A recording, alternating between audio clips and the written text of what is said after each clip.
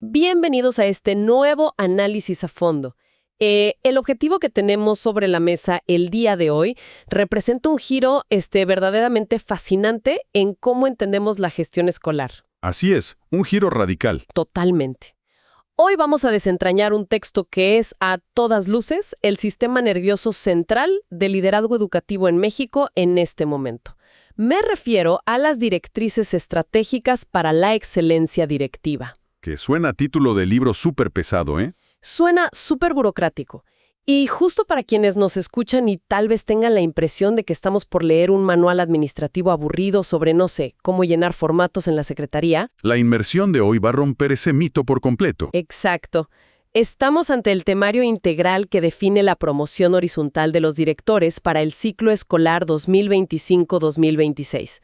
O sea, es una ventana privilegiada para observar cómo se está redefiniendo el futuro de las niñas y los niños en el país. Pero desde la silla del director. Desde la silla del director, claro. Porque el incentivo aquí no es simplemente subir de escalafón o un aumento salarial. Es la consagración de una figura que deja de ser el administrador tradicional. Ya saben, el que firmaba boletas y se aseguraba de que sonara la campana. El que solo pasaba reportes. Ese mero. Ahora se busca que sea un verdadero líder transformador de su comunidad. Yo estoy muy emocionada con este tema. Y yo estoy completamente de acuerdo en la importancia de esto. La magnitud de este cambio de timón es lo que hace que nuestro análisis sea tan relevante para comprender, pues, el tejido social actual. Durante décadas, la percepción pública de la gestión escolar se reducía a una serie de procesos burocráticos invisibles. De papeleo infinito. Puro papeleo. Lo que estas directrices revelan es la arquitectura de una política de Estado que busca generar un impacto tangible en las calles, en los hogares, a través de sus líderes educativos. No estamos revisando un simple temario para pasar un examen de opción múltiple. No, para nada. Estamos frente a una reingeniería absoluta de lo que significa dirigir una escuela primaria hoy en día.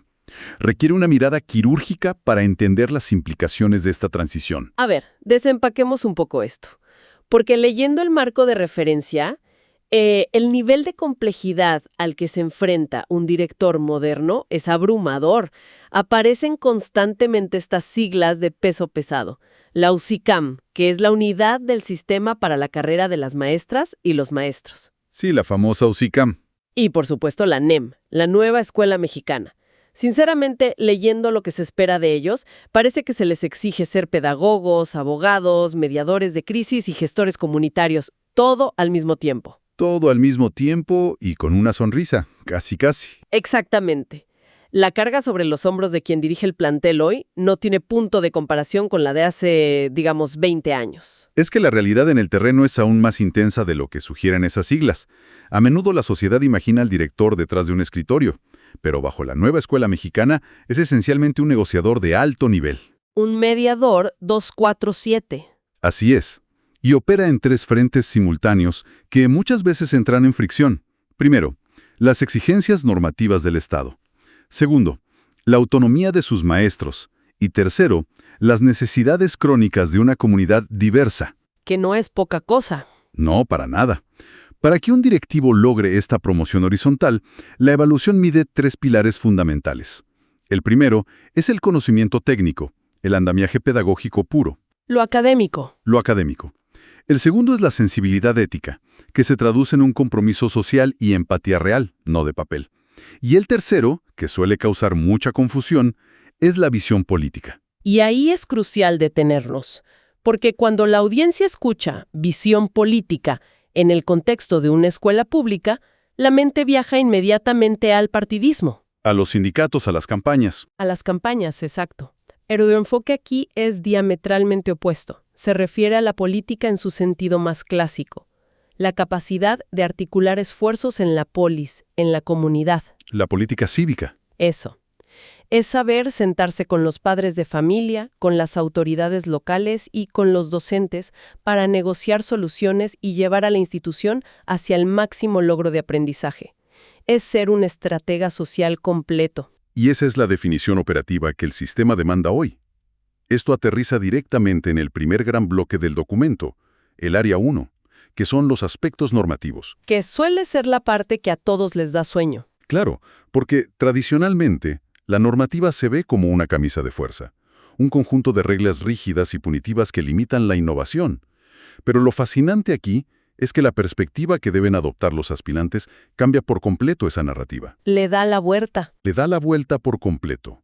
Las leyes educativas que emanan de la reforma de 2019 no son restricciones, son el andamiaje legal diseñado para garantizar el derecho humano a la educación. Son un escudo. Son el escudo que protege a los alumnos ante cualquier vulnerabilidad, y hay un concepto innegociable que gravita en el centro de todas estas directrices: el interés superior de la niñez. ¿Qué concepto tan fuerte? Es la piedra angular. Toda decisión administrativa, por minúscula que parezca, debe subordinarse a este principio. Y para entender ese escudo legal, requiere ir a la raíz, que es lo que aborda la subaria 1.1 al diseccionar el artículo 3 de la Constitución. Esta es, digamos, la carta de navegación de todo el sistema educativo. El documento supremo. Así es. El texto deja establecido, sin lugar a dudas, que la educación básica es obligatoria, abarcando desde la inicial, pasando por preescolar y primaria, hasta la secundaria. Ujú. Pero más allá de los niveles, son los adjetivos que acompañan a esta educación los que realmente le dan dientes al director. La Constitución manda que la educación debe ser obligatoria, universal, inclusiva, pública, gratuita y laica. Y dominar esos adjetivos va mucho más allá de memorizarlos para un reactivo de examen de opción múltiple. Definitivamente. Tomemos el concepto de educación laica. Alguien podría asumir que se limita a, no sé, mantener la religión fuera de las aulas. No rezar en clase y ya. Exacto. Pero el marco normativo le exige al director una postura mucho más activa. Define el carácter laico utilizando el progreso científico como su criterio orientador principal. La misión no es un laicismo pasivo o neutral, es una directriz frontal para combatir la ignorancia, los fanatismos y los prejuicios usando la ciencia como herramienta. Y aquí es donde se pone verdaderamente interesante.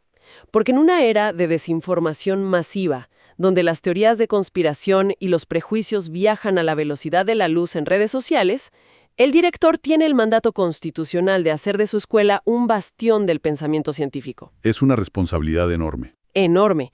Y si llevamos esta teoría constitucional a la práctica diaria de la gestión escolar, vemos cómo estos conceptos se convierten en decisiones casi de vida o muerte académica para los alumnos. Así es. Empezando por la universalidad. En la vida real, esto significa 0 rechazos. Un director no puede negar el acceso a un niño por su situación migratoria, por no tener un acta de nacimiento a la mano o por el nivel socioeconómico de su familia.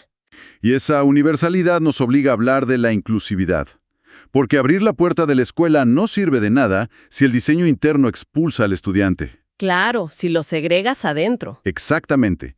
El mandato normativo asocia la inclusividad con la erradicación de las BAP, las barreras para el aprendizaje y la participación. Pensemos en la educación tradicional como una escalera. Para un estudiante en silla de ruedas, esos escalones son una barrera física evidente. Muy clara. Pero las barreras pedagógicas son escaleras invisibles. Si un alumno tiene déficit de atención o viene de un contexto de trauma familiar, y la regla inamovible de la escuela es quédate sentado en silencio durante 6 horas aprendiendo de memoria, la institución ha construido una escalera que ese niño jamás podrá subir. Me encanta esa analogía de las escaleras invisibles. Es que así funciona. La normativa de la nueva escuela mexicana obliga al director a gestionar ajustes razonables. Básicamente su trabajo es construir rampas, ya sean físicas, emocionales o académicas, adaptando el entorno al niño y no al revés. Y si hablamos de barreras, la más excluyente suele ser la económica, lo que nos lleva a la gratuidad. El documento es tajante en la prohibición total de condicionar el servicio educativo. 0 cuotas obligatorias. 0. No se puede retener una boleta de calificaciones ni negar la entrada a un alumno por la falta de pago de cuotas voluntarias o por no llevar el uniforme oficial. Y sabemos que, en la realidad, las escuelas públicas a menudo enfrentan carencias presupuestales fuertes, y esas cuotas salvan la operación diaria. Totalmente. Y ahí el director queda atrapado en una posición sumamente delicada. Debe mantener la escuela a flote sin violar este principio constitucional de gratuidad. Un malabarista administrativo. Es un equilibrio precario constante. Y en medio de esas tensiones, volvemos a la regla de oro que mencionamos, el interés superior. Cuando surge un conflicto en la comunidad escolar, ya sea entre maestros, entre padres y la escuela, o problemas disciplinarios graves, la resolución normativa dicta que el menor siempre gana. El menor siempre va primero. Siempre. La decisión administrativa tiene que favorecer el bienestar y el desarrollo del estudiante por encima de los intereses de los adultos o del confort de la institución. Además, la fracción segunda de este mismo artículo tercero introduce medidas afirmativas que el Estado debe garantizar en nombre de la equidad. Especialmente en zonas vulnerables. Especialmente en zonas de alta marginación. Estamos hablando de proveer alimentos, materiales e infraestructura digna. ¿Y esto viene acompañado de una redefinición de la excelencia? A mí me llamó mucho la atención que ya no se asocia la excelencia con tener a toda la escuela sacando dieces en una prueba estandarizada. Ya no es el número frío. Fortalece el tejido entre la escuela y su comunidad. Y claro, fortalecer ese tejido nos lleva inevitablemente a la corresponsabilidad. Porque, siendo honestos, si la escuela es el único lugar donde se exige este desarrollo, el esfuerzo se diluye. Se pierde. Se pierde por completo. Y es aquí donde el análisis nos dirige a una herramienta legal fascinante para el directivo, el artículo 31 de la Constitución. Ah, claro. Si conectamos esto con el panorama general, la fracción primera de ese artículo es un pilar que muchas veces pasa desapercibido en el debate público. Establece una obligación legal incontrovertible para las madres, padres y tutores. Ellos deben asegurar que sus hijas, hijos o pupilos menores de 18 años asistan a la escuela. No es una sugerencia. No, la educación no es una oferta opcional del Estado que las familias pueden tomar o dejar si quieren. Es un deber constitucional de los tutores. Lo cual le entrega al dictador un mecanismo de mediación tremendo. Ojo, no se trata de usar la ley para amenazar o castigar a familias que, seamos realistas, probablemente tienen 2 o 3 trabajos y luchan por llegar a fin de mes. Claro, no es punitivo. Exacto. El enfoque del líder transformador es utilizar este fundamento para construir puentes. Es sentarse con la familia y decir: la ley nos exige a ambos trabajar juntos por este alumno. La escuela pondrá todas las rampas pedagógicas necesarias, pero ustedes tienen que garantizar su asistencia y vigilar su progreso. Es formalizar la corresponsabilidad familiar. Es hacer equipo a fin de cuentas. En área de corresponsabilidad y protección constitucional opere en el día a día, las directrices nos llevan a la subárea 1.2, que es la Ley General de Educación. La famosa LG. Exacto. El título segundo de esta ley es el motor operativo de la nueva escuela mexicana. Es donde los grandes ideales de equidad y excelencia que vimos en la Constitución se traducen en un modelo educativo que busca una formación verdaderamente integral. Los artículos 15 y 18 delinean exactamente qué tipo de ciudadanos estamos intentando formar. Y cuando revisé esos artículos, me dio la impresión de que el sistema ya no está intentando producir trabajadores eficientes para una cadena de montaje, que solía ser el modelo industrial del siglo pasado. El modelo de obediencia y repetición. Exacto. Entonces, ¿qué significa todo esto hoy?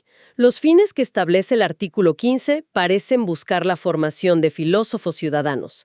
Habla de fomentar el amor a la patria, el respeto incondicional a los derechos humanos, cultivar una cultura de paz, promover la honestidad y un respeto profundo por la naturaleza.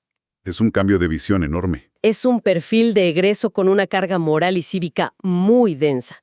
Mi pregunta es, ¿cómo se aterriza todo esto en habilidades concretas? Ahí es donde entra el artículo 18. Toma esos grandes valores y los entrelaza con las competencias cognitivas y prácticas. El director debe supervisar el desarrollo del pensamiento lógico-matemático, la comprensión lectora y el conocimiento científico. Las materias de siempre, digamos. Las de siempre. Pero a la par, y esto es clave, con el mismo nivel de importancia, exige el desarrollo de habilidades socioemocionales y pensamiento crítico. El reto para el liderazgo directivo es titánico. ¿Cómo mires que una escuela está fomentando efectivamente una cultura de paz? Pues no es con un examen de opción múltiple. Exacto. No se evalúa con un examen de falso o verdadero. Se evalúa observando cómo la comunidad escolar resuelve sus conflictos en el patio de recreo y en las aulas. Y para lograr ese nivel de integración en el aprendizaje, llegamos al que es, para mí, sin duda, el momento más revelador de este documento. El concepto maestro que garantiza el éxito en esta evaluación. El corazón de la nueva escuela mexicana. la autonomía profesional de las maestras y los maestros. Uf, ese es el tema central. Sinceramente, esto representa un sismo pedagógico. Venimos de una inercia donde el docente era visto casi como un técnico ejecutor, alguien que recibía un manual desde la capital del país y su único trabajo era leerlo frente al grupo. Se acababa la creatividad. Y la ruptura con ese modelo vertical hoy es total. La autonomía profesional le otorga al magisterio el poder y, obvio, la enorme responsabilidad de tomar decisiones sobre su ejercicio didáctico. Los maestros ya no son operarios de la educación, son diseñadores de experiencias de aprendizaje. ¡Qué gran frase! Diseñadores de experiencias. Y la competencia fundamental que el directivo debe fomentar es la capacidad de transitar del programa sintético al programa analítico. Hay que ponerle una lupa a esto con un ejemplo completo para la audiencia, porque la diferencia entre lo sintético y lo analítico es lo que define a este nuevo modelo. El programa sintético es el esqueleto nacional. Son los contenidos obligatorios que dicta la Secretaría de Educación Pública. Digamos que el programa sintético marca que los alumnos de 4º grado deben aprender a resolver problemas con fracciones. El clásico problema de matemáticas. Sí, en el modelo anterior, todos los niños del país abrían el libro en la misma página y veían el mismo ejemplo del pastel dividido en 8 partes. Independientemente de dónde vivieran. Aquí la autonomía profesional entra en juego al crear el programa analítico contextualizado. El maestro en una comunidad agrícola rural tomará ese mismo objetivo, de enseñar fracciones, pero su vehículo de enseñanza serán los ciclos de cosecha, los rendimientos de la siembra o la división de las parcelas de tierra de su propia comunidad. Claro, lo que los niños ven todos los días. Exacto. Simultáneamente, un maestro en la zona metropolitana de Monterrey enseñará las mismas fracciones utilizando los tiempos de producción de una fábrica local o las rutas y horarios del sistema de transporte colectivo. La matemática abstracta es exactamente la misma, pero el vehículo se hipercontextualiza a la realidad inmediata, cultural y económica del alumno. Es una educación a la medida. Está diseñada para hacer eco en la vida diaria de quienes están aprendiendo. Y aquí es donde el rol del director da el salto definitivo de administrador a líder transformador. El directivo tiene que propiciar esta deliberación colegiada. Es decir, bajar a los maestros al ruedo, quitarles el miedo a experimentar y decirles, a ver, ¿qué necesita nuestra escuela hoy basándonos en los problemas de nuestro barrio? Y el principal laboratorio para lograr esto es el Consejo Técnico Escolar, el famoso CTE. Que antes era visto como un día libre para los niños. Y una carga burocrática para los profes. Pero ahora el CTE deja de ser esa reunión mensual tediosa para revisar circulares y organizar festivales, y se convierte en una verdadera sala de guerra pedagógica. Me gusta ese término, sala de guerra pedagógica. Es que el director debe garantizar que ese espacio sea seguro para el debate, donde los docentes intercambien diagnósticos de sus aulas, debatan sobre las problemáticas sociales que afectan a sus alumnos y construyan juntos ese programa analítico. Su trabajo es facilitar que la inteligencia colectiva de sus maestros fluya sin las ataduras de la vieja burocracia. Romper las cadenas administrativas. Totalmente. Ese nivel de empoderamiento docente es lo que la evaluación de la UCICAM busca identificar en los aspirantes a directores. Pues analizar estas directrices nos ha llevado por un mapa de ruta fascinante. Para quienes nos escuchan, sea cual sea su campo profesional, entender esta transformación nos da muchísima claridad sobre cómo se está forjando la mentalidad de las futuras generaciones en México. Así es. ¿Es un cambio de raíz? Hemos repasado una evolución del director, dejando atrás la mera firma de documentos para asumir un liderazgo ético, político y técnico. Vimos cómo el artículo 3 constitucional y sus principios de universalidad, inclusión y gratuidad funcionan como un escudo protector inquebrantable para el interés superior de la niñez. Y finalmente, desmenuzamos la revolución que supone la autonomía profesional, convirtiendo al Consejo Técnico Escolar en el lugar donde los problemas nacionales se resuelven con soluciones hiperlocales. El diseño normativo es profundo y muy ambicioso, buscando una educación que escuche y responda a su entorno inmediato. Sin embargo, al desentrañar este nivel de autonomía, surge una interrogante crítica que vale la pena dejar sobre la mesa para el análisis de quienes nos escuchan. A ver. Si el éxito de este sistema radica en otorgar una libertad sin precedentes al magisterio, permitiendo que cada escuela adapte y transforme la currícula nacional en un programa analítico hipercontextualizado a su propio microcosmos? Ajá. ¿Cómo logrará el país, en la próxima década, medir el avance educativo a nivel nacional, cuando cada salón de clases está aprendiendo a través de un lente tan distinto e individualizado? El reto de diseñar un sistema de evaluación federal que sea justo, pero que a la vez respete esta diversidad local, va a requerir una innovación en las políticas de medición que, francamente, aún no hemos visto. Uf, una paradoja espectacular para llevarnos a la reflexión. El inmenso reto de equilibrar la identidad local con el estándar nacional.